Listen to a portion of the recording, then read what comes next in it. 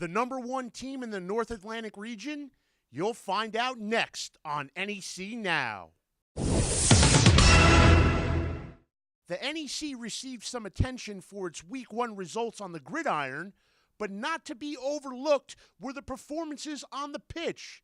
Yes, defending NEC champion Fairleigh Dickinson, fresh off its 2012 run to the College Cup Sweet 16, opened the 2013 slate this weekend with a pair of 1-0 shutout victories.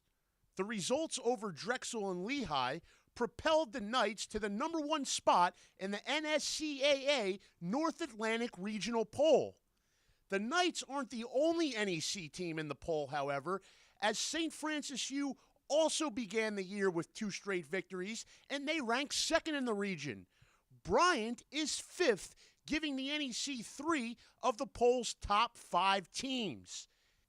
On a national scale, FDU was the 5th team receiving votes in the NSCAA Continental Tire Top 25, placing them at number 30 in the nation.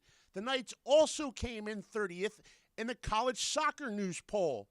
Last year, of course, Fairleigh Dickinson ended the season as the nation's number 20 ranked team.